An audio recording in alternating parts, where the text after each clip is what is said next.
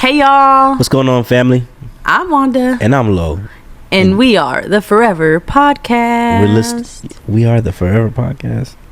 All right, Finally. this is the Forever Podcast. Okay, that's the best y'all get it today. Forever Pod. Pew, pew, pew, pew, pew. Pew, pew, pew. You know how Kevin Hart be doing that? Pew, pew. He closes his eyes. Dude. Is it too much? It's too much? Okay. Like, what's that meme of the girl? It's like this. Okay. Man, what's been going on? How you feeling? I'm feeling good, tired, but you know, I'm here. Ain't everybody tired. We tired today. But ain't nobody tired but the devil. Huh? Seeking and whatnot. Seeking I know he who tired. we may devour. I know he tired. Sit down somewhere, devil. Go relax. Sit down somewhere. He gonna have devil. some. He gonna get rest now. One day he's gonna be resting. Oh, we gonna get I don't know if rest. he gonna rest actually. Nah, it's full I of don't think he torment. gonna rest for real. I want to be where he's at. I do not want to be there. No, listen. I want to be in the number when he calls. Huh? Oh my goodness. Okay, listen. Today's episode, we wanted to just slow it down a little bit more because a lot of people that follow us or are watching this podcast, if you've never seen us or never heard our names or know nothing about us, then I mean the people that do. But we're going to give you a little synopsis, okay? So we were like, Lois came to me, he was like, babe, what are we going to talk about this week? And then I was like, what are we going to talk about? And I think that something sat for both of us is what happens after the miracle, like the reality of what happens after the miracle. Because a lot of people that follow us, they've seen us walk through a lot of changes. But what you don't see or what you don't get to celebrate or what you don't, I guess, get like a back seat. Is it a back seat view? Okay. Into the middle or the areas that are not the miracle per se. So we want to get into that. The backside of the miracle. Yes. The backside of the miracle, the truth behind the miracle. Oh, okay. The reality of the miracle, because like, for instance, let's just give some synopsis. So you're looking at a couple who's been married for 10 years, almost 11 actually. Almost 11. Yeah. And we've walked through a lot of seasons. We've walked through a lot of seasons privately because there's wisdom in that, okay? Like, everything don't need to be on the internet, guys. Everything doesn't need to be out there. But we've walked through a lot privately that I feel that has developed us. But we've also walked through a lot publicly. We've walked through infertility. It's very true. We've walked through grief. I have. Yes. You dealt with grief before we were ever on the internet, Yeah. right? You've been dealing with it, you know. But like, I walked through losing a parent, and I shared about that a little bit. We walked through a NICU experience where our child was literally in the NICU, and we had to get him transferred from hospital to hospital because we didn't know if he was gonna make it because like he was not making it. But God is faithful. We walked through C-section, just all types of just like crazy things. And we needed our community of beautiful people to pray with us, and they did. Like, I've walked up to people, they've walked up to me at the mall, and sometimes they've been like, yo, I was praying for your son that he would get out of the hospital. Yeah. We're all like, you know, praying for your son. So we've walked through miracles publicly. We walked through a miracle of, I think it's a miracle for me. I lost weight. I lost like 60-some pounds. Is that a miracle? That's a miracle. Okay. You got to work for it. You got a little comfortable. Okay. You got to work for it. Walk through that. Mm-hmm. Anything else I'm missing? I mean, that's about it. Yeah. It could be something that we're missing. You know? Yeah. I mean, publicly, we announced like building a house before. Yeah. Never talked about the behind the scenes of that. We've walked through moving several times, like we talked about in our last episode. Moving from Nashville to San Diego, from San Diego to Los Angeles, from Los Angeles to Dallas, from Dallas to Nashville. Yeah. Those are miraculous, because how many of y'all have moved that many times? God gave us financial miracles. Financial miracles. From the start of our marriage to where we are now. Yeah. And now we are on like what would be probably the middle of another miracle, or the backside of public miracles. And I think that it's easy to look at a miracle, and it's easy to pray for miracles and think that a miracle is your happily ever after. Mm-hmm. But the reality is that the real work starts after the miracle. Yeah. So babe, talk to me about what it felt like to battled through infertility to receive the babies after giving me hundreds of shots, because I don't think people realize that was a miracle alone. Yeah. And to receiving those boys, Casey and Kyla, let's start with the twins. Like, and even just now looking back at those kids, knowing how hard you prayed for those miracles. Yeah. I mean, it's a long story. We've already talked about it, on your page, about our story about infertility and how that came about. And I think for me, I feel like God doing a miracle had to come in a way that I was expecting. A lot of times we expect miracles to happen a certain way based off of what we see, based off of how we are perceiving a miracle to look like. And so I was thinking that a miracle was the regular way. Okay, you're infertile. God made a way out of nowhere. But God was telling us that miracle was going to go through IVF. I was like, I don't think that's a miracle. Can that be a miracle? Oof. And I found out, yes, that can be a miracle. Slow down. Yes. Slow down, because that you hit on something so good. What'd I say? You said, can that be a miracle? Because I remember vividly the day that we had the conversation about giving IVF a thought. It was like a year after having a miscarriage, or like an ectopic pregnancy that was kind of traumatic for us. And basically, I remember you saying, like, nah, just trust God. Like, I'm not trying to do that infertility stuff. Like, I'm not trying to do no infertility treatments, because that's just a lot. And my faith says we don't have to do that. God's just going to give us a baby. I've always seen God just give people a baby. And so I saw you do that. Yeah. And then I saw you switch, honestly, like in a week later, you're like, oh no, God is saying IVF. Yeah. So walk with me through that, because I feel like a lot of people think that miracles are like out of the sky, something happened, like nothing was there and something happens. And that is how miracles work. But also talk about like the miracle in receiving help. Yeah. It was a Wednesday night when I said, I don't think we're going to do IVF. I'm like, I'm totally against it. I'm just going to trust God. First of all, I don't got IVF money. And so it's a no for me. And so I prayed that night, Wednesday night. And on Thursday, I had an event at a school. And I remember I set up a table at this university, and a lady walks up to me, a young girl walks up to me. She's talking about school. And then she said, you know what? I thank God for IVF. I was like, I don't know what you're talking about. What does that mean? I really thank God for IVF. My parents couldn't have kids and they were infertile, and I'm actually a triplet. I said, you're a triplet? That was crazy. I'm like, oh, okay. I'm just like, why are you telling me this? I didn't ask for none of this information. We're supposed to be talking about something totally different. And she just randomly started just pouring into me, basically saying that she's a byproduct of their faith. And I said, man, that's incredible. And so I called you immediately. I said, I think I got confirmation. Well, God wasn't done, because when God works with me, beautiful. When God talks to me, he talks to me vividly through people and through circumstances, and it's very clear. And so I think it was the next week or the week and a half later, I was at another event, and there's another professor that I knew just barely. I barely knew her, but she came walking up to me pregnant, and she pointed at her belly and said IVF. She whispered it. I was like, I had to do a presentation. She walks up to me, IVF. I was like, what? I know, that's so crazy. So what are you talking about? I'll tell you about it later. I'm like, what is happening? Sat down, talked to her. She was like, she had 2 failed cycles, and God finally blessed her to have a child. It was the Lord that really helped. And I was just like, really? This is crazy. And so it was through that confirmation that God showed me, hey, I work miracles even through IVF, because that's not a guarantee. I'm the only guarantee. God's the only guarantee.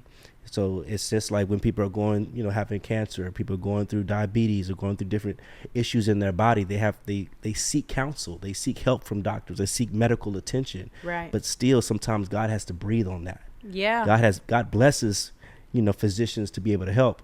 But at the same time, like the woman with the issue of blood, she sought all the treatments she could seek, had all the money to get the treatment, but she had to seek the one who could really treat her. That's so good. And so I think that for me, God gave me that confirmation, that gave me the faith, the hope, the strength to be like, this is it. Yeah. Like I fully walk into it. When God shows me something, I walk into that thing proudly, confidently. I know he's with me. I was so confident to know that I was like, hey, babe, we about to have twins. And you were like, what? I said, buy 2 of everything. So I started buying 2 of everything. I was going to bring that up. Yeah, like, let's get 2 pacifiers. We about to have twins. How do you know that? I just feel it. He showed it to me. He gave me confirmation. What can't he do? To the point that we were in the doctor's office, and we getting a little checkup, and they were like, "Oh, you got a little baby in there." I said, "Wait a minute." I told her, "I see 2 dots." Yep. And she was like, "Talk about it." "Oh, you right. There is 2 dots in there." And so that confirmation for me shows me that God is working, and I have to be confident and have faith to know that what He said is what He said. He can't go back on His word. If you showed it to me, then you're going to bring me through it, and you're going to allow me to reap the benefits of what you showed me. So. Yeah, that was so good.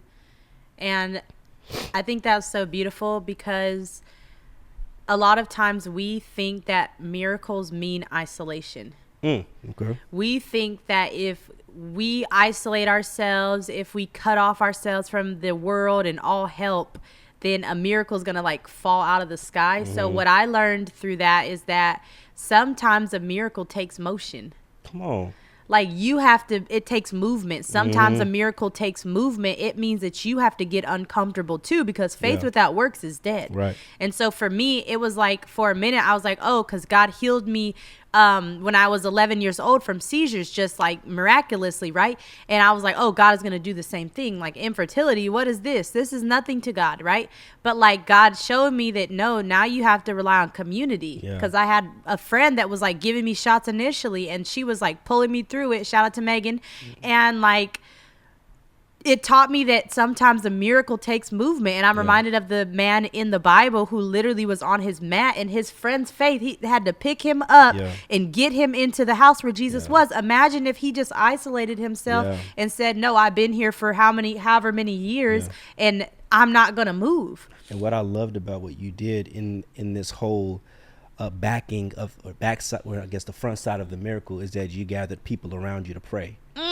Yes, you gathered a community of people to pray, whether it was at 12 noon, 7 o'clock at night. Hey guys, I want y'all praying for us, praying around the clock, and we held strong in that community of prayer. Yep, for 14 days while we were in Barbados, because we went to Barbados to do infertility.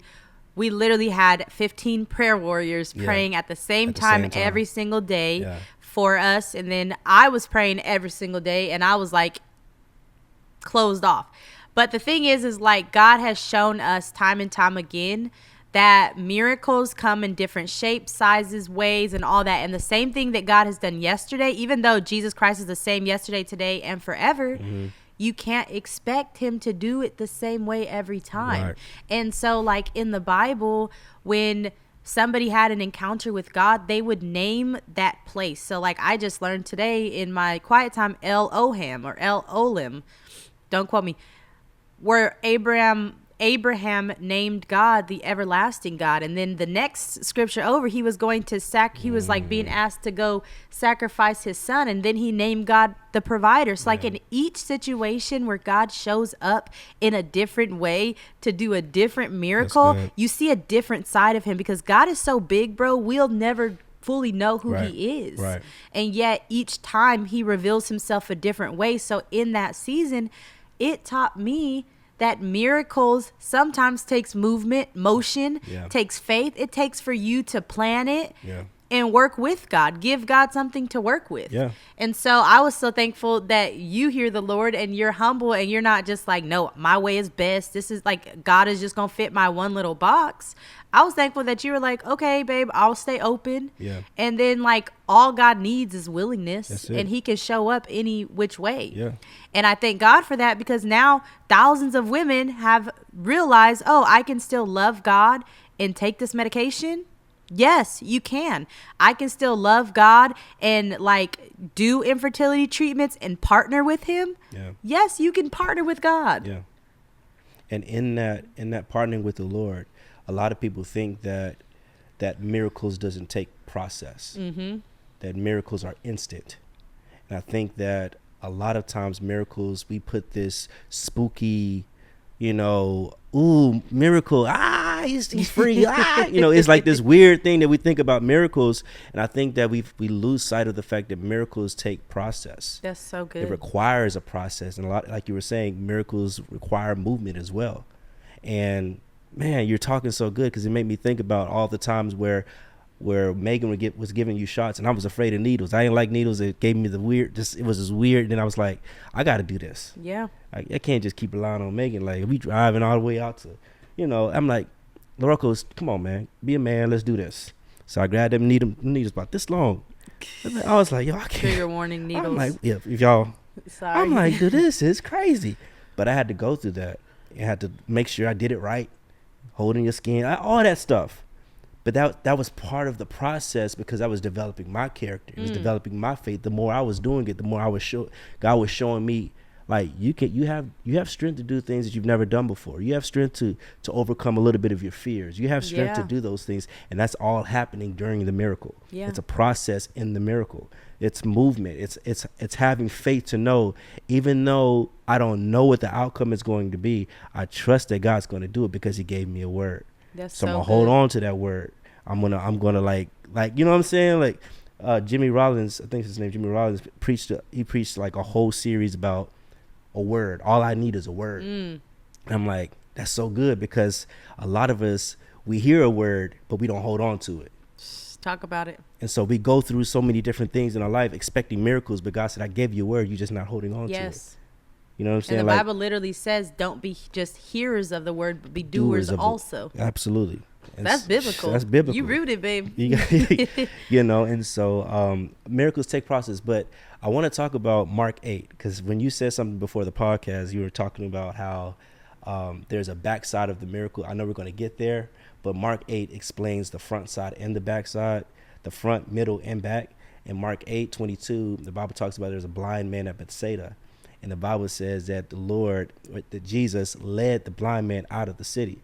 Some men brought him to Jesus, but Jesus led him out of the city. He kept walking until those men was like, man, come on, you're too far.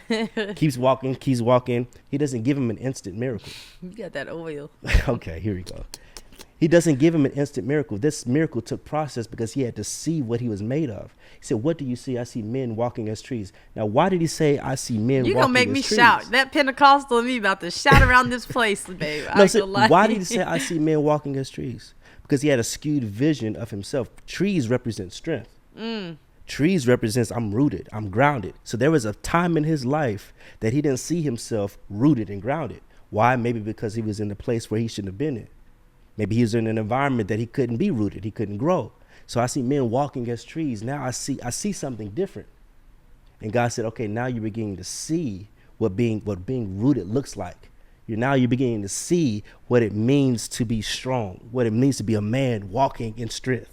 I'm like, oh, okay. So there's a process in the miracle. Now God can open up your eyes so you can truly see what He wants you to see, what He needs you to see. That's so good. Then He says, don't go back into the village.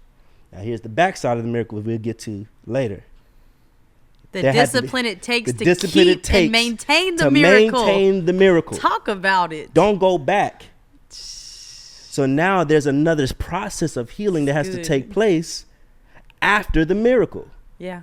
And I think that's where you kind of shine in that area. Of course, we all shine in that area because a lot of us have miracles, but we don't realize, man, there's a lot of work that takes place after the miracle. You're praying for a miracle, and you should be praying for the strength to manage. Come on, man. The miracle. It's your words to manage it. I don't know why. That's some good words. I don't know why stuff drops in my brain like that. I don't know.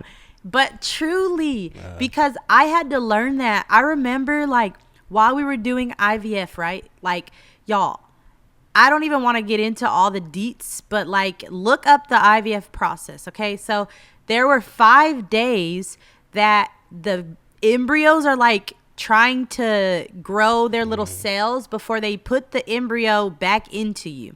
And every single day at the same time, they'll call you to let you know if it's still growing.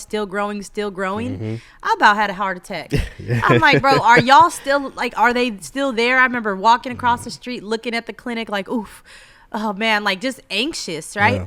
And I remember leaning into my friend and she was like, girl, like you gonna have to trust God with more than that, because when like you're never going to you're never gonna get to the point where you have the miracle and you can just breeze. She was like, once the babies are in your womb, you're gonna have to trust God that they have a heartbeat. You're gonna have to trust God that they plant, that they actually get the breath of life. Now you gotta trust Him that He carries you for 9 months.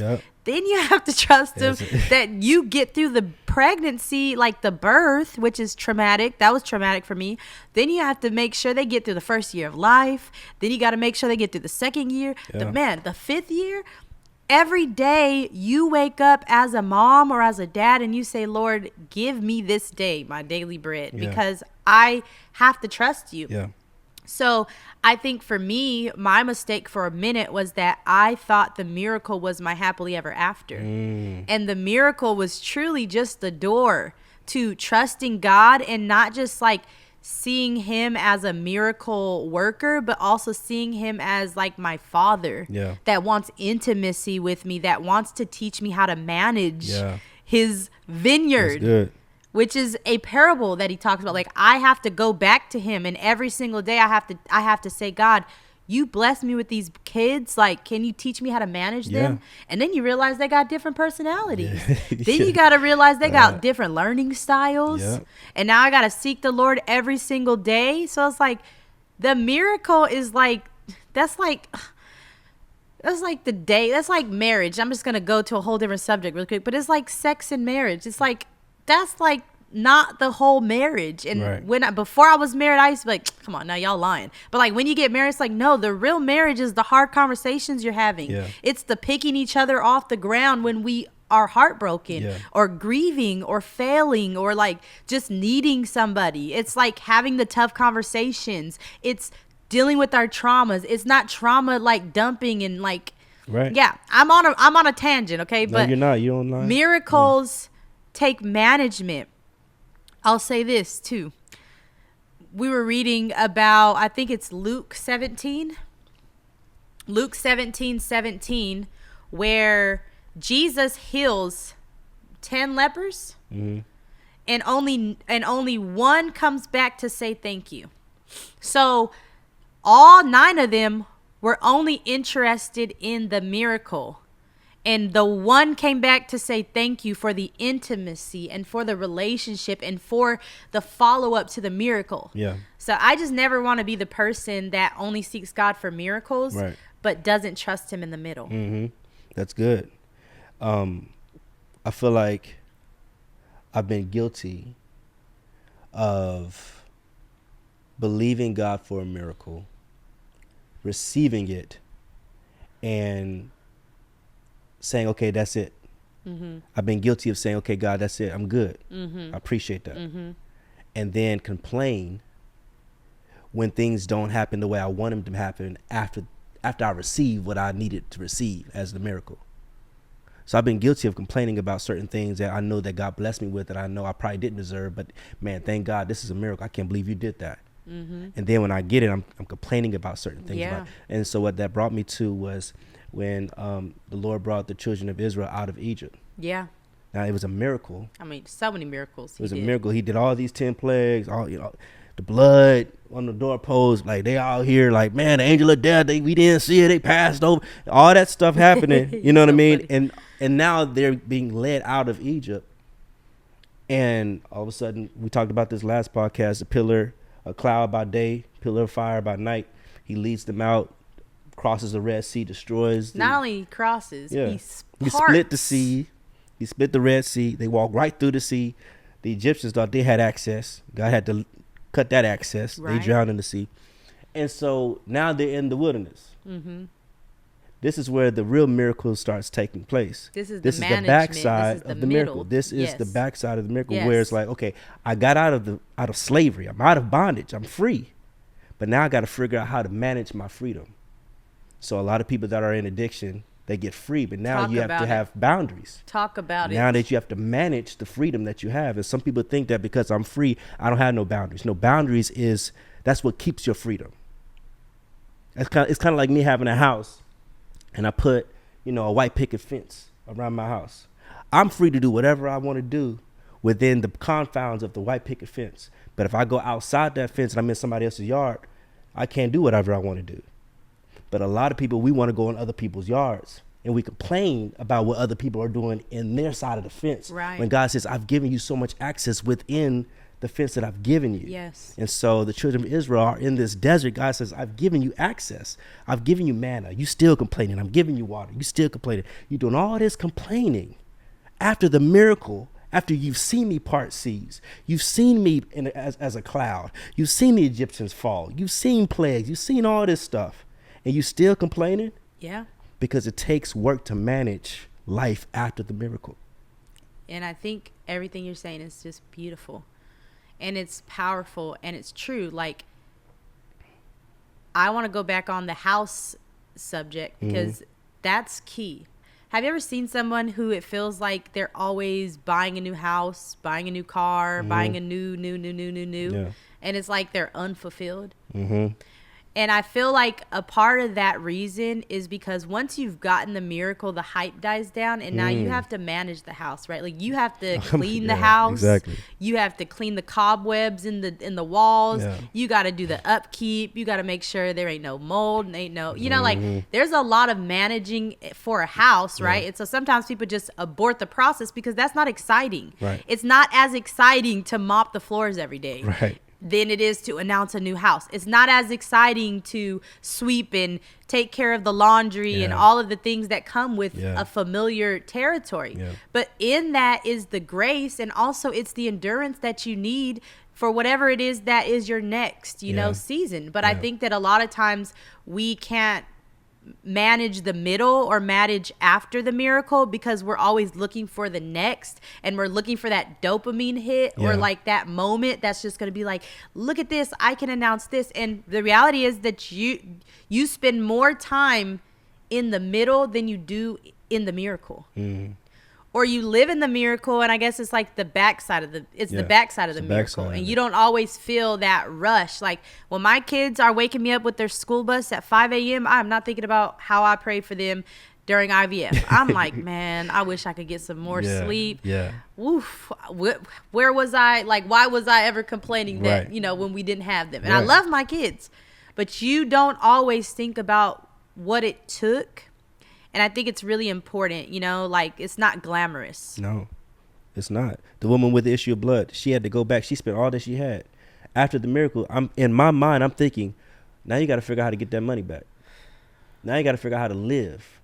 Because this whole time you've been trying to. You spent 12 years living a certain way. Yes. Now I got to figure out the rest of my life how to live a way that requires patience after the miracle. I'm used to struggling. I'm used to being stressed out. I'm used to asking for handouts. I'm used to, you know what I mean? I'm used to identifying as the sick girl. So now I've labeled myself based off of my situation. Now God gives me a miracle. Now I gotta rewire my brain.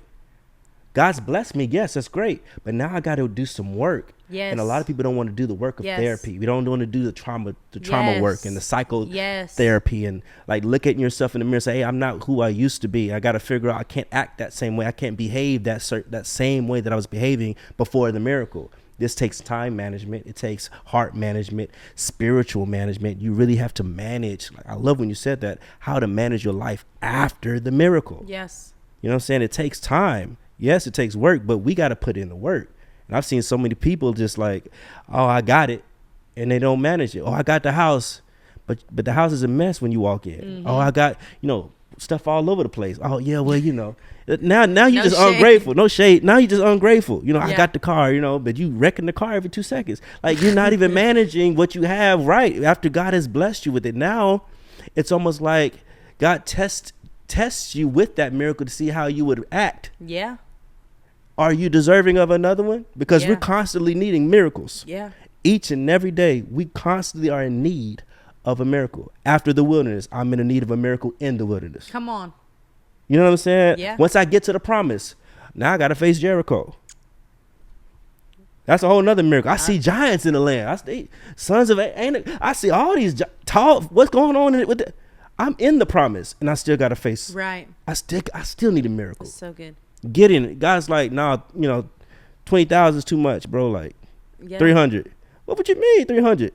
And some people may not get these references. But what I'm saying is, like, in the scriptures, you got to read the Old Testament and the New. God shows you what it looks like to process, what the process looks like in, you know, once you get the miracle. And there's also a process after the miracle.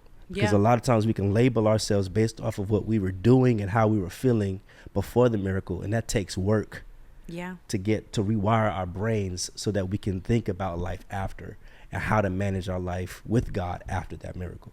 Yes, that's so good. And as you were talking, I mean, you said so many good points. But I think one thing that I've been thinking about a lot is like you have a lot of people.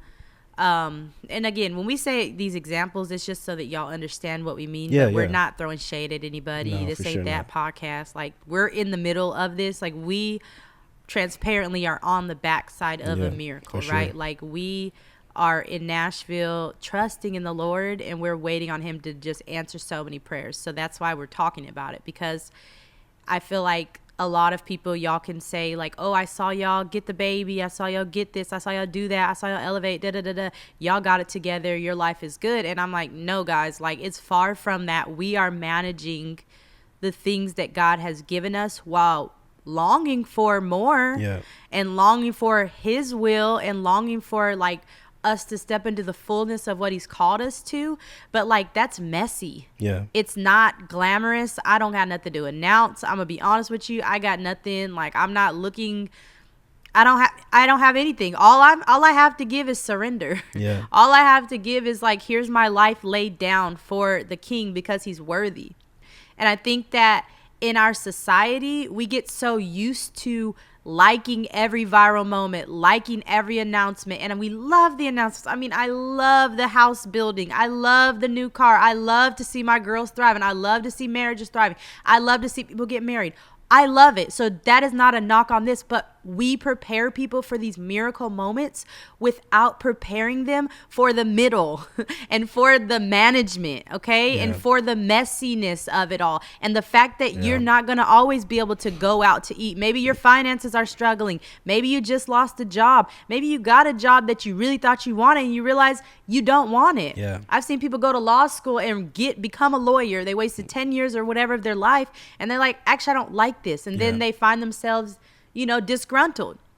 The reality is that there's what you think you want, what God gives you, and then it's like, oh, dang, I really don't like this. Or, oh, man, that cost me more than what I would have imagined. Right. And what I want to say is that, like, we glamorize my next big this, my next big that. God's about to give you that. God, go ahead and shout right now, for your miracle is on the way. Yeah. But we don't really realize that sometimes it's not about the miracle, man. It's about knowing God and seeing him for who he is, and like knowing him. Like, the intimacy is the goal. The goal of the wilderness for the children of Israel was that they would learn to trust God, that they would get the slavery out of them, that he would be able to like make them into his people who would long for him and long for his presence and be okay with him.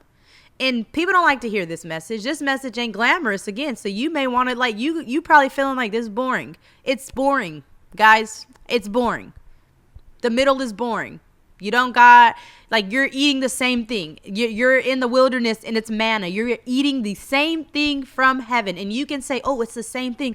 Or you can rejoice in the fact that every morning the Lord thinks about you and he's feeding you. That you are totally relying on him, and you are being trained and being disciplined to endure something that is greater. But it's not always about the finish line. I wrote this when I was like 17.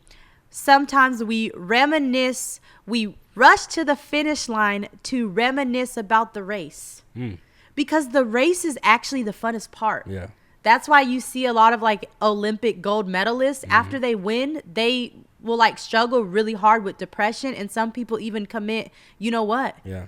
Because they did all of this work to get this medal, and then they realize, oh my gosh, there's no fulfillment here. Yeah. Oh my gosh, after I get this medal, if I want to go get another medal, I'm starting back from ground zero. Yeah. And that's not glamorous, bro. Right. So you're looking for this big moment, and the moment is now. It's being present. It's being here. When I get 80 years old, I'm not going to think about all of my accomplishments. I'm going to think about every morning I woke up. Oh my gosh, my kids were so kind. Yeah. They woke me up kissing me. Mommy, you're a princess. I love you. What if the miracle is like the presence, and it's the gift to manage what God has given us every single day, waking up with the heart of gratitude? Yeah. That's really good. That's maturity. That's maturity. I'm reminded when you were talking about, that's really good. I was reminded because I ran a 5K a couple of weeks ago, and I'm just reminded of how I was feeling before the 5K, during the 5K, and afterwards. And I'm of the belief that a lot of us experience miracles all day, every day, because we always are entering into something new. And so I was thinking about this. So before I was running the 5K, I stretched. I had some guys that I knew. Hey guys, y'all ready? Let's do this. You know, we hyped up. We ready. Have my stuff in my ears, my music popping. We there. Start running. Okay, I feel good. You know, I'm got a good little pace going. Mile 2, I'm like, oh no. Hold on. I got one more round. Hold on, man. 2.5. I said, oh Lord, Tough, huh? It starts getting tougher and tougher. My knees I start feeling in my legs. I feel like I'm decreasing in speed. My pace isn't as fast as it was before. Now I'm thinking about, man, can I get to the other side? Now I'm thinking about people behind me. I'm like, are people passing me? Now my mind is all over the place, but I don't stop. I had to keep running because my mindset is I got to get to the end. And so during that process, I feel like it was a struggle. And then I finally get to the finish line. And I'm like, okay, cool. I did it. I made it to the finish line. High-fived my guys, took a couple of pictures. I'm good. But that was a miracle for me. Why is that the miracle? Because I endured through the process. I endured through the middle. Now I got to manage my body after the 5K. Now I got to recover. Now what does recovery looks like? I got to stretch. I got to get in a sauna or something. I got to massage my muscles. There's a lot of backing. And so when I'm thinking about the miracle, I'm always thinking about recovery. And we work out all the time. And I feel like every time we work out, if we don't recover well, we're going to struggle. Yeah. If we don't go through, the boring aspects of recovery. Because recovery can be boring. I go do the cold plunge. That's a lot of my body. I got to do all these mobility stretches. Come on, this is boring. This requires no excitement of my life. But I got to go through that. Go through like you do, your baths and with Epsom salt. You sit in that thing, you chilling. To me, that's like this. I got to do all that, but that's part. Boring, it feels boring, but it's a part of recovery. What it's doing, it's relaxing your muscles. It's relaxing your body. It's making you feel that you're able to get to the next thing. You're able to get to the next day. Yeah, but that's what managing miracles look like. Yeah, it's part of recovery. Yeah, you're recovering. Yes, and so many people have gone through infertility, have gone through a lot of problems and sicknesses and losses in their life, and asking God for a miracle. God gives them the miracle, but now you still have to deal with recovery. And now you still have to deal with the trauma that you endured during the miracle. Yeah. Like in Deuteronomy 11, the Bible says that when you were talking about manna, they were complaining that they had manna. They said, hey, look, man, I remember when we had fish and lentils and stuff and cucumbers. That's what I remember. They don't remember what came with that. They don't know. They forgot what came with that. But their mind was stuck on what they didn't have. Yeah. You know what I'm saying? And so what they had to do is they had to recover from the trauma. Just like a lot of people have experienced certain things happen in them that weren't good, but they crave it. Yeah. They kind of go back to, why do you keep going back to dude? Yeah. Why you keep going back to her, bro? Like, that's an abusive relationship. Why do you keep going back? Because you haven't recovered. God may have freed you from that person, but for some reason you keep going back to that individual. That's so good. You keep going back to that environment. Why? Because you haven't recovered. Your mind is still there. Your heart is still there. God has already delivered you, deep. But you got to recover from the place where God delivered you from. And so that's just, it takes therapy, it takes recovery to really manage like what happens after the miracle. Yes, I want to sit in that. That is so good. As you're talking, I'm thinking about like the moment that I had the boys, like the twins. For me, that was traumatic. Yeah. And I remember it revealed so much inside of me that honestly, I don't think I would have been ready for in year 1 of our marriage. And so the fact that God made me wait was so intentional, because by the time I had my kids, y'all, like I feel like I had the capacity a little bit to deal with it, but like I had been running. That's going to be probably the theme of this whole season for me is running. Yeah. Because like kids revealed to me that I didn't trust God with my kids. I didn't trust God because I felt that he didn't protect me as a kid from the things that I had to endure growing up, which was just significant trauma. And I was like, God, if you are a good God, why would you let these things happen to me? Like, why would you have let me walk through all that I walked through? Yeah. So now you want me to trust my kids? And for a while, I was extremely hypervigilant. I was anxious. I remember calling you on the phone. I remember my kids were like 6 months, and I was driving on the freeway, and I would like several times just be panicking, and I would feel like my feet go numb. My heart would start racing, and it really picked up a lot when I lost my mom. And I remember calling low on the phone, and I was like, I pulled off the road, and I was like, I don't think I can make it home. Like, I think I'm going to, go. Like, I'm just panicking. And I remember you kind of like helping me breathe and stuff. But that was the day that I knew. I was like, oh my gosh, I have so much trauma that is now coming to the top on the backside of getting these miracles that I prayed for. But now God is forcing me to deal with this because he needs me to trust him with my kids. And he also needs me to see his hand in my story, even through the pain. And I sat in my grief so long. Like, at first it was anger. And there's a quote that says, I sat in my anger so long, and it told me that its name was grief. And I sat in my grief. Do you remember that first Christmas? I sat on the couch just crying and mourning for 2 weeks because I started going to therapy, and I started doing EMDR, which again we can have so many more episodes on this because we've both done lots of therapy and all of that. So y'all are talking to people that have been here, but I was doing all of this work, and I wouldn't have even known that all of this was dormant unless God had given me a miracle. And the miracle revealed my sadness, my deep-seated grief, my unbelief, my anger, my resentment towards God. And I remember sitting in therapy with my counselor, and I said, I don't think I trust God with my kids. She said, God is big enough, he can handle that. Tell him that. And let him meet you there. And I sat with it, and God was not threatened by me. Matter of fact, he showed up, and he healed my heart. I could get emotional thinking about that because God literally showed up in the middle of my questioning, and he showed me that he was always there.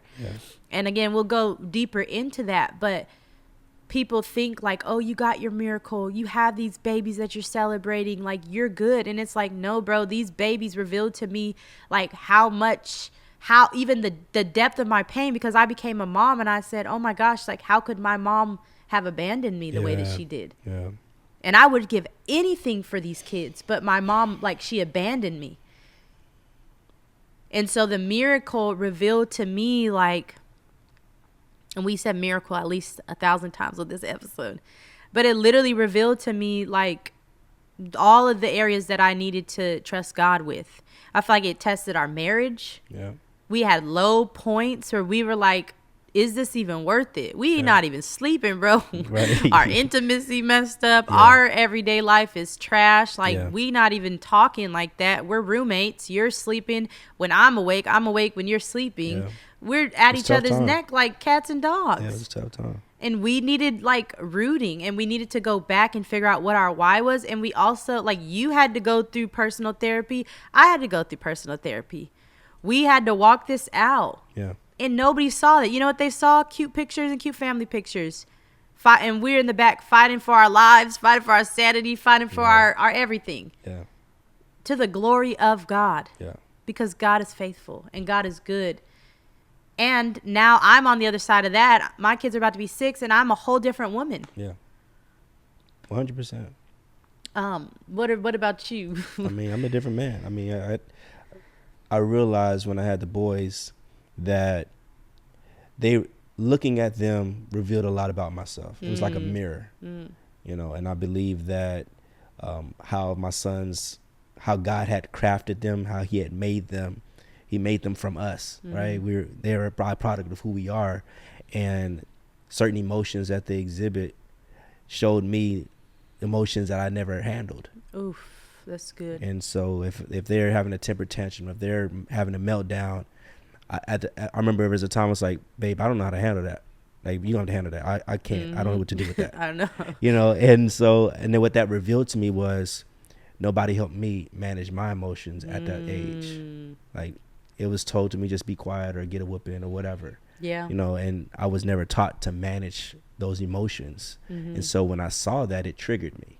And I looked at it, I'm like, oh, I don't know what to do with that. Like, or I get mad. I'm like, what is this? It was a mirror. And so now God had to reveal to me, like, hey, bro, you need some healing. Yeah. You need some recovery work. Let's get you into therapy, bro. Like, let's figure out what's inside of you that needs to come out, that needs to be uprooted. What are some beliefs that you're believing about yourself? What are some things that are inside of you that you really have to deal with so that you can help manage healthy boys, how you can help raise emotionally healthy boys?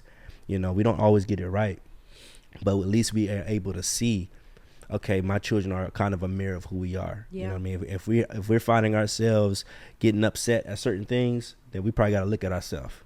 Like, what is it that I didn't what is it in me that I didn't get at his age? Yeah. Or at her age or whatever.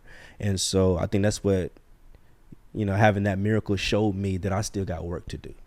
You know, and I love my boys, and they show me every day how much they love me.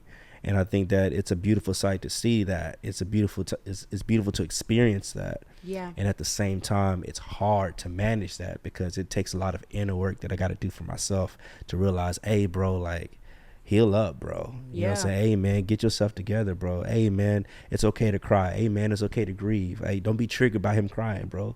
Like, you can cry too. Yeah. Like, if you need to sit there with him in his emotions, sit there with him in his emotions. That's good. I remember Cole was having a meltdown. He didn't even know why. And I was like, hey, bro.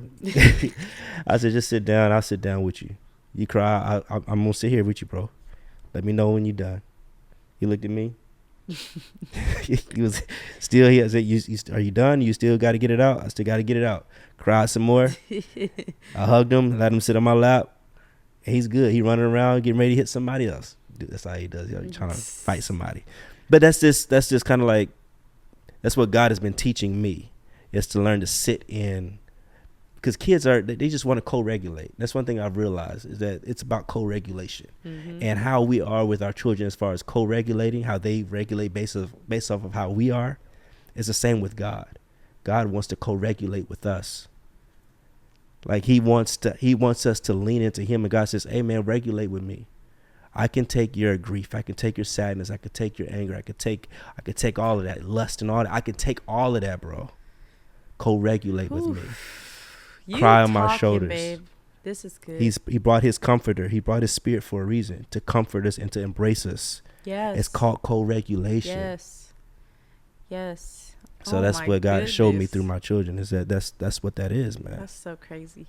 It's wild. And I feel like, because people, like, they saw videos of, like, you with, like, the kids, and you're emotional and you're leaned in, but they don't know, man, like, the amount of work it's taken for you not to be a Southern father. Man, right. Because Lo is from the backwoods, Springfield, Tennessee. Like, he was raised Southern. Yes, ma'am, no, ma'am. Like, all honor, all respect, but, like, I'm gonna get that whooping. You definitely was getting whooping. I'm gonna get that beat. Where that belt at? It's constant. Yeah. And so, like, I'm so blessed that they have you as a dad, because you have tried and you've worked so hard. You're not the perfect father, but you've just worked so hard. Yeah. And, like, for anybody, I think that this episode can really set expectations. Like, if you're looking for this thrill and this, like, exhilarating journey in your faith with God, like, I think you should look somewhere else. The Bible literally said, like, listen what I'm saying. I'm not saying there's not a thrill. Yeah. But what I'm saying is, the Bible literally says, Jesus says, if any man would follow me, let him deny himself, take up his cross, and follow me. Yeah. So yes, it's exciting, but it's not the excitement that you want. Right. It's what he wants. That's good. And the places that he's going to take you are very exciting, and they're very, like, great things to look forward to. Yeah. But the cost of that mountaintop is that valley. Yeah. And you can't skip the valley to get to that mountaintop. Right. And you have to learn how to find like joy in the valley. Psalms 23 says, like, yea, though I walk through the valley of the shadow of death, I fear no evil. For what? For God is with me. For you are with me. So whether you're on the valley, or whether you're in the valley, whether you're in the mountaintop, God has to be enough. Yeah. Him being with you has to be the thrill. Yeah. that has to be exciting. That has to be enough. Yeah. And so as you're like journeying with us through this podcast, like we want you to know that we are not here just like giving you advice or telling you scriptures. No, Right. we're giving you the scriptures that are grounding us every day when we get a bad news, a bad report, something goes wrong, and we're like, all right, babe, like let's touch down, let's get in this word, let's read this Bible. Like let's figure out what God is doing. Let's figure out who God is trying to show us that he is, because he's not answering every prayer that we want him to answer. Correct. We have no miracles to announce. We have nothing major. We have so many major things, but like nothing at the same time, or nothing as big as infertility or marriage or whatever. It's just like we are walking out life. And I think like setting an expectation that like life is the middle, and life is like, it's peaceful. I just had a quote that literally says like, some people mistake peace with being boring because they're so used to being in fight or flight. And so, yeah, when you're constantly in fight or flight, you're constantly going through hardship after hardship, it's really hard to have a peaceful moment and a quiet life and a relaxed life, because your body and your adrenals are like waiting for a thrill. And so, like, I settle my heart, I settle my soul. I command my soul to relax and be relaxed like Jesus. There's a book called Relaxed. It's really good. I'm working through it. But like to be relaxed and to know that like Jesus is enough right now. Yeah. And forever he's enough. So whether I'm Gideon and we're fighting these battles or we're not fighting at all, he's enough. He's enough. And so on the other side of the miracle, y'all, is management, is testing, discipline, endurance. Yeah. But all of that, like you said, is for us to get to know him. It's for us to have a relationship with him. And I think that gets cloudy for a lot of people. The testing is for humility. The testing is for us to know that we cannot live by bread alone. In Deuteronomy, it says, I sent them through the wilderness to humble them and to test them so that they know that they can't live by bread alone. Like, it's for us to have a relationship with him. Yes. And it's for us to know of his sovereignty, of his goodness and his love and his care for us. Yes. And that's what eternal life is that they may know him, the one and only true God. Yeah. That's the goal. Yeah. Is to have a relationship, is to co-regulate with him. That's so good. You know what I'm saying? And so that's kind of all I have to say, man. I think that's something that you were just methodical, and you were, what's the word I'm looking for? You were like a physician. Like just really just piecing stuff together, you know. It comes to movement in the miracle, and it comes to management after the miracle. Your words are just really profound when it comes to that. So I appreciate you, because we just be talking, you know. We know what we're going to say, but we don't know what we're going to say when we get on these podcasts. Yeah. It's one of those things that we just kind of feel. We just trust God. We just trust God with what we know, and we just have these conversations all the time, all day anyway. Yeah. And so you're just actually coming in on a conversation that we always talk, you know, we just talk and what the Lord is showing us. And so, but we appreciate you listening in. And what we really would love is that you would subscribe, that you would comment and share, join the fam, and send this to somebody you feel like would need this. You know what I mean? And share with everybody that you know. And don't give up. Like, can I end with that, please? Yeah. If this episode finds you in the middle of a miracle or on the backside of the miracle or waiting for a miracle, I hope that you find peace knowing that you're not alone and that we are with you. And if you don't know the Lord, I really felt that while you were saying that, right where you are. I'm not leading you in a prayer, but you can pray and you can give your heart to him. Yeah. And we love you guys. We love Tune in next time. Till next time. Don't forget to drop subjects or questions down below, okay? Because y'all gotta get to us. comments. Come on now, let us know you're here. Huh? We want to know your name, where you're listening from, all the things. We're building, okay? All right, y'all. Love Till y'all. next time. Love y'all. Peace.